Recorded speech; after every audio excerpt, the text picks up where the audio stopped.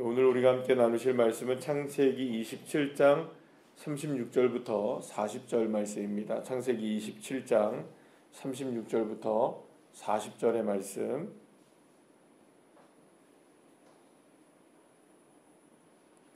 우리 다 같이 함께 합독하시겠습니다. 에서가 이르되 그의 이름을 야곱이라 함이 합당하지 아니하니까 그가 나를 속임이 이것이 두 번째이니이다. 전에는 나의 장자의 명분을 빼앗고 이제는 내 복을 빼앗았나이다. 또 이르되 아버지께서 나를 위하여 빌 복을 남기지 아니하셨나이까. 이삭이 에서에게 대답하여 이르되 내가 그를 너의 주로 세우고 그의 모든 형제를 내가 그에게 종으로 주었으며 곡식과 포도주를 그에게 주었으니 내 아들아 내가 내게 무엇을 할 수 있으랴. 에서가 아버지에게 이르되 내 아버지여 아버지가 빌 복이 이 하나뿐이니까 내 아버지여 내게 축복하소서 내게도 그리하소서 하고 소리를 높여 우니 그 아버지 이삭이 그에게 대답하여 이르되 내 주소는 땅의 기름짐에서 멀고 내리는 하늘 이슬에서 멀 것이며 너는 칼을 믿고 생활하겠고 내 아우를 섬길 것이며 내가 매임을 벗을 때에는 그 멍에를 내 목에서 떨쳐 버리리라 하였더라. 아멘. 할렐루야. 90년을 실제적으로 장자로서 살아왔던 에서였습니다. 그런데 이제 장자의 축복의 현장 속에서 정말로 가슴 벅차고 그동안 90년을 기다려왔던, 그래서 정성을 다해서 아버지를 섬겨왔던 그 모든, 그래서 자기가 누릴 수 있게 된 축복의 현장이 바로 어떤 현장이 되어지게 되냐면 자신의 가장 삶의 뼈아픈 장면이 되어지게 되는 그 아픔을 이 에서는 경험하게 됩니다. 에서가 그 느꼈던, 오늘도 본문에서 보게 되면은 그 소리 높여 우니라고 이제 38절에 나오는데 이해가 됩니까 안 됩니까? 이해가 안 됩니다. 이해 안 되진 않습니다. 왜냐하면 자기가 지금까지 장자이죠, 그죠? 그리고 또 아버지가 자기에게 물려줄 여러 가지 복들이 자기에게 주어질 것이라는 걸 지금까지 한 번도 의심하지 않았었던 거죠. 90세를 그렇게 살았던 거니까 의심을 할 수가 없는 거죠. 그리고 마지막에 아버지가 그런 얘기를 합니까 안 합니까? 내가 너에게 마음껏 축복하겠다. 그런데 아주 몇 시간 사이에 이게 완전히 뒤집어지게 된 거니까 이거는 정말 에서로서는 이게 지금 땅을 칠 수밖에 없는 그런 상황일 것입니다. 사실은 이삭도 에서도 이런 상황이 지금 어이가 없기는 마찬가지죠. 지금 속임을 당한 거잖아요. 그러니까 한순간의 속임이 지금 이게 모든 일들이 이렇게 돼버린 상황이 되었으니까 이삭도 마찬가지고 에서도 마찬가지고 야곱과 리브가에게 속게 된 이 상황이 정말 뭐라고 얘기할 수가 없는, 어이가 없는 상황이 지금 사실은 펼쳐진 것은 분명해 보입니다. 사실은 누가 이 상황을 그럴 수 있구나라고 담담하게 그냥 생각을 하고 이상하지 않게 생각할 수 있는 사람이 누가 있겠어요? 그래서 에서가 오늘 본문에서 절규를 하게 되고, 근데 이제 여기서 보게 되면 두 번이나 속게 되었다고 이제 얘기합니다. 야곱에게 에서가 몇 번이나 속았냐? 오늘도 보면은 두 번이나 속았다. 두 번이나 이렇게 속임을 당했다. 야곱의 이름처럼 그렇게 살았다라는 것을 분명하게 이제 이야기하는데요. 그래서 이제 에서는 이삭에게 뭐라고 얘기하느냐? 그래도 남겨진 복이 있을 거 아니냐? 아버지가 나에게 줄 복이 그거밖에 없느냐라고 얘기하면서 그 야곱에게 준 복 말고 남겨진 복이라도 나에게 좀 달라라고 에서가 이야기합니다. 그러면 여러분 이삭의 경우에는 어떻게 하면 될까요? 이게 지금 이게 가족 안에서 일어난 일이잖아요, 그죠? 누가 본 사람이 있습니까, 없습니까? 예를 들어서 사람들을 초대해 놓고 이렇게 자 오늘 이 시간에 우리가 장자로서 누구를 내가 세웁니다라고 이렇게 얘기한 것도 아니니까 그리고 또 이거 지금 사기친 거잖아요, 그죠? 사기는 법적인 효력이 없을 거 아니에요. 그러니까 이거 누가 봐도 이거 사기를 친 거 야곱이 잘못한 일이니까 이삭의 경우에는 이거를 번복할 수도 있는 거죠, 그죠? 안 그렇겠어요? 여러분들 같으면은 이거 그냥 넘어가겠습니까? 아니면은 그 야곱 불러다가 다리 몽둥이를 뿌려 어떻게 해야 될까요, 여러분들? 아니 뭐 솔직하게 우리가 얘기해보면 이삭의 경우에 이거 지금 야곱 불러다 놓고 이놈의 자식 이거 뭐 리브가 불러놓고 왜 이렇게 이런 일을 했냐고 막 다그치면서 자 이거 무효야. 이거는 너희들이 속였기 때문에 무효야 해도 할 말 있나요, 없나요? 할 말 없잖아요. 속여서 된 거니까 할 말이 없는데 이상하게 이삭이 물러나지 않습니다. 방금 전만 해도 어떻게 했어요, 여러분들? 내가 너를 마음껏 축복하겠다라고 얘기했던 이삭인데 지금 이게 모든 것이 다 들통이 났단 말이에요. 거짓임이 다 들통이 나고 에서는 막 울부짖고 있고 나에게도 복을 달라고 얘기하고 있고 하는데 이상하게 이삭은 이걸 번복하지 않고 오히려 어떤 얘기를 하냐면 너는 너희 동생을 섬기게 될 것이다 라고 물러나지 않습니다. 이상하죠, 그죠? 왜 갑자기 이렇게 이삭이 신실해졌죠? 갑자기 왜 이삭이 정신을 바짝 차린 것 같죠, 그죠? 그렇지 않습니까? 안 그렇나요, 여러분들? 우리가 볼 때는 이삭이 갑자기 정신을 바짝 차린 것 같은 느낌이 들어요. 왜냐하면 방금 전까지만 하더라도 뭐 지금 막 이렇게 내가 죽게 생겼으니까 나 뭐 너 만들어 온 음식 먹고 내가 너를 마음껏 축복하게 하라 막 이렇게 얘기했는데 이제 와서 이런 지금 막 야곱이 막 속이고 부인이 속이고 해가지고 일어난 이 일에 대해서 방금 전 그거를 갖다가 오히려 번복해도 될 만한 상황임에도 불구하고 오히려 뭐라고 얘기하느냐 오늘 본문에서 이렇게 얘기합니다. 뭐 37절에서 내가 그러니까 야곱을 너의 주로 세우고 이렇게 얘기해요. 다 내가 야곱에게 다 주었다. 그리고 39절 40절 말씀에는 뭐라고까지 얘기를 하냐면 너는 땅의 기름짐에서 멀고 내리는 하늘에서 이슬에서 멀고 이렇게 얘기를 해요. 너는 칼을 의지하고 살게 될 것이고 여러분 이거는 흡사 뭐 거기까지는 안 간 것처럼 보이긴 하지만 여러분들 지금 살아가는 이런 지금 상황 속에서 이슬에서 멀다는 말은 굉장히 큰 문제죠. 왜냐하면 이게 물과 멀어진다는 얘기잖아요. 그러면 살아가는데 이게 쉽겠어요, 안 쉽겠어요? 지금 이게 이스라엘의 척박한 땅에서 쉽지는 않잖아요. 그리고 기름짐에서 멀다는 거는 곡식 같은 것과 함께 멀어졌다는 거잖아요, 그죠? 그러니까 이거는 오히려 흡사 뭐처럼 들리냐면 이게 저주처럼 들리죠. 그렇게 안 보이시나요, 여러분들? 이게 저주까지 할 일은 아니죠.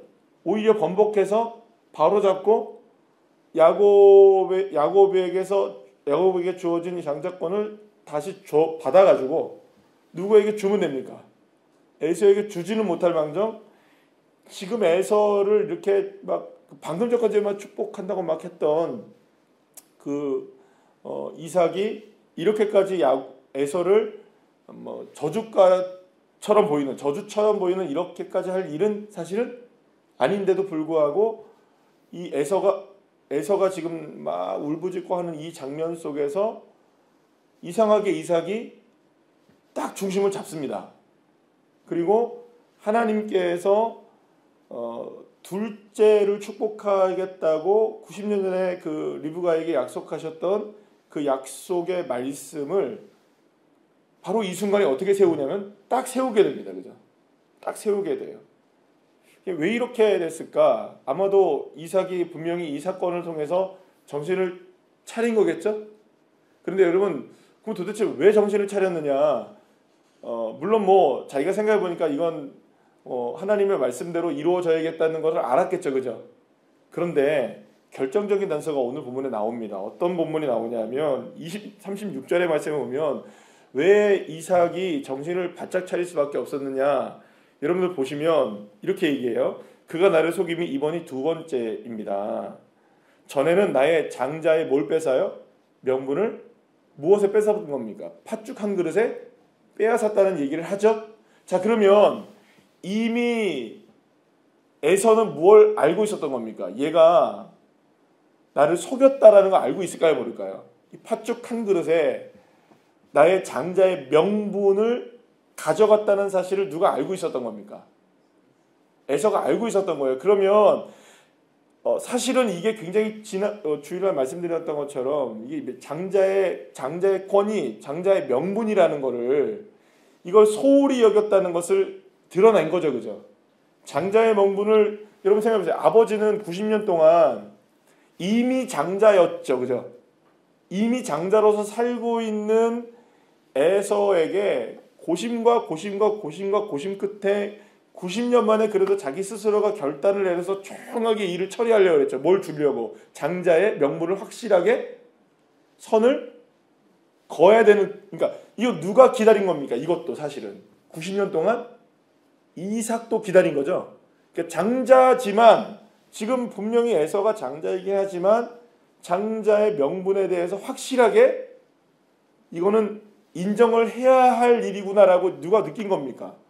이삭이 느낀 거죠. 왜냐하면 이렇게 그냥 가다간 안 되겠다는 생각을 한 거예요. 그러니까 이삭으로서는 굉장히 큰 결단을 한 거죠. 90년을 미뤄왔던 결단을 한 거예요. 그런데 지금 이거를 갖다가 에서가 말하는 걸 들어보니 무슨 얘기를 하는 겁니까? 이미 팥죽 한 그릇에 장자의 명분을 동생 야곱이 가져갔다는 것을 알고 있었잖아요. 그죠? 그러면 여러분 그때 뭘 해야 합니까? 클레임을 걸고 아버지 얘가 지금 이렇게 됐어요. 이게 지금 야곱 이거 미친 거 아니에요 지금? 이 팥죽 한 그릇에 이렇게 돼가지고 내가 설령 지금 막 그냥 막 배가 고프고 그래가지고 이렇게 돼가지고 이렇게 됐는데 이런 일이 아니잖아. 이거 바로 잡아서 바로 가가지고 정말로 장자의 명분이 이삭이 생각했던 것만큼 중요하게 에서에게도 여겨졌다면 그 당시에 바로 잡아야 되는 거예요. 근데 이미 일은 벌어졌고 속였다는 것도 알고 장자의 명분을 누가 뺏어갔다는 거를 야곱이 뺏어갔다는 걸 누구도 지금 알고 있습니까? 알고 있어요. 에서도. 그런데 자기도 침묵했던 거예요. 그 별거 아니라고 생각했던 거죠. 여러분들 그러니까 그런 거예요. 이삭이 생각할 때는 내가 그토록 고민하면서 90년을 알아왔던 내가 이건 지금 뭡니까? 자기도 하나님의 뜻을 알고 있는데 하나님의 뜻을 거슬러서 내 뜻대로 한번 해보려고 한 거죠. 여러분 그게 얼마나 이삭에게도 힘겨운 결정이었겠어요. 그런데 그 힘겨운 결정을 이렇게 했는데 너는 장자의 명분을 팥죽 한 그릇에 팔았다는 것을 알면서도 그저 그냥 아무 얘기도 안 하고 그걸 가볍게 여기고 그걸 이렇게 생각했다고 하면 여러분 이삭으로서는 무슨 생각을 할까요? 하나님이 왜 하나님이 에서에게는 장자의 축복을 주려고 하지 않으셨는지에 대한 것에 대해서 소름이 돋았을까요? 안 돋았을까요? 두 번째, 오늘 본문에 보면 뭐라고 얘기하냐면 이제는 내 복을 빼앗았나니 이렇게 얘기해요. 이제는 내 복을 빼앗았나니. 그러니까 지금까지 보면은 아버지께서 나를 위하여 빌 복이 남기지 아니하셨나이까 얘기해요. 그러니까 지금 그 에서가 막 사냥해서 고기를 잡아오고 막 아버지 잘 섬겼죠, 그죠? 아버지 기뻐하게 했습니까, 안 했습니까? 했어요. 왜 했던 겁니까, 지금? 아버지니까 한 걸까요? 아버지에게 받을 복을 빈 걸까요? 여러분 여기서 배신감을 누가 느꼈을까요? 이삭이 느낀 거예요. 정신이 바짝 든 겁니다. 얘가 나를 나는 물론 이삭도 누구의 에서의 모습을 보고 자기의 모습을 봤겠죠. 왜냐하면 이삭 자신 스스로도 에서가 만들어 오는 고기를 좋아했잖아요. 그런데 얘도 뭘 좋아하는 겁니까 지금? 자기가 갖고 있는 복을 좋아하는 거예요. 아버지로서 아들에게 줄 수 있는 복이 아들에게는 중요했다고 생각했던 거죠. 아버지보다. 나보다 내가 가지고 있는 복이 중요했던. 여기서 누가 배신감을 느낀 겁니까? 이삭이 배신감을 느낀 거예요. 그러니까 지금까지 에서가 살아왔던 모습이 적나라하게 드러난 거예요. 이 사건을 통해서. 그러니까 에서가 지금까지 살아왔던 삶이 뭐 장자로서 90년 동안 어떻게 살아왔고 뭐 인정을 받고 멋있는 사람이고 들 사람이고 많은 사람들에게 뭐 이렇게 인정을 받고 그리고 또 아버지에게 그 사랑을 받는 그런 모든 모습들이 어떤 모습이었냐? 결국에는 아버지로부터 얻어먹을 콩고물 받았던 거죠. 자기가 장자로서의 이어가야 할 하나님 나라의 유업 그리고 하나님의 뭐랄까 축복의 이 통로가 되어지는 이런 것들에 대한 관심이 전혀 없고, 그러니까 90년 동안 누가 속은 겁니까 지금? 이삭도 속은 거예요. 실제로 자신의 인생을 가장 잘 포장하고 살았던 사람이 누구였던 겁니까? 지금까지 에서였던 거죠. 그러니까 지금 이 상황 속에서 속고 속이는 데 있어서 앞장섰던 사람은 누구처럼 보입니까? 실제로 우리가 지금 이 사건을 통해서 보면 리브가와 야곱처럼 보이잖아요. 그런데 오히려 이 두 사람은 속이는 것을 그냥 보여줬죠. 그냥 속였다라는 게 그냥 누가 봐도 속인 거예요. 그냥 이건. 그러니까 그런 거 있잖아요. 거짓말하면 얼굴에 표나고 막 말 더듬고 얼굴 빨개지고 막 거짓말 못 하시는 분들 계시죠? 아니, 거짓말 너무 잘해가지고, 그죠? 우리가 너무 거짓말을 잘하고 살아서 거짓말 잘하는 걸 안 하는 걸 잘 모를 수도 있겠지만 어쩌면 그래요. 거짓말을 잘 못하는 우리가 드러나요. 어떤 사람 딱 보면 이거 거짓말이네 이게 드러나죠, 그죠? 그럼 차라리 그게 낫습니다. 거짓말이 들통나는 사람이 훨씬 더 편합니까, 안 편합니까? 편해요. 훨씬 편해요. 근데 거짓말인지 아닌지 모르는 사기꾼 같은 사람은 편합니까, 안 편합니까? 이 사람은 정말 우리가 알 수 없는 사람이 정말 힘든 거예요.